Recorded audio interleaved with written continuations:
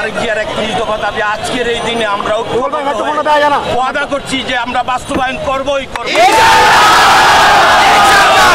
আর আমাদের মুসলিম উম্মার জন্য ফিলিস্তিনিদের যে ঘটনা হচ্ছে আমরা সবাই মিলে যদি এটার প্রতিবাদ না করি তাহলে আমরা মুসলমানের কাতারে রয়ে যাব।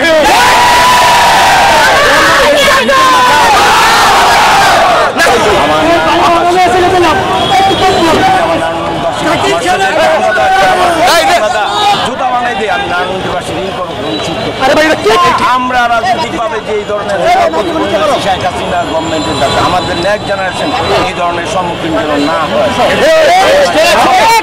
সব ধরনের ভূমিকা রাখবে। আমি যদি এখানে শুরু করতে পারতাম তারপরে আমি বলতে পারতাম এই অনুভূতি আমি এখন কি আমার মারাতে পারতাম, এটাই আমার সবচেয়ে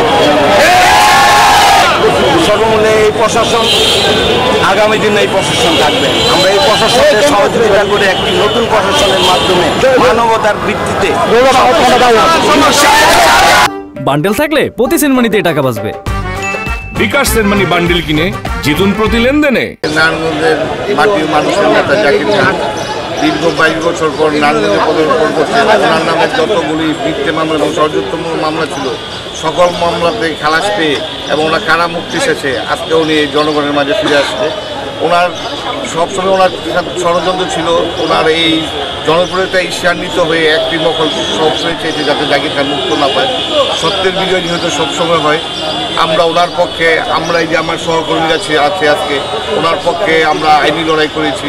সত্যের বিজয় হয়েছে, সেই সত্যের বিজয় আজকে সেই কাঙ্ক্ষিত মুহূর্ত জাকির খান সবার মাঝে ফিরে আসবে। আর আজকে জাকির খানের মুক্তির উপলক্ষে নারায়ণগঞ্জে একটা উৎসবমুখর পরিবেশ বিরাজ করছে। এই জন্য নারায়ণগঞ্জবাসী তথা বাংলাদেশের সবার কাছে জাকির খানের পক্ষে থেকে দোয়া চাচ্ছি উনি যাতে সবার মনের আকাঙ্ক্ষা পূরণ করতে পারে এবং ভবিষ্যতে দেশের জন্য কিছু করতে পারে।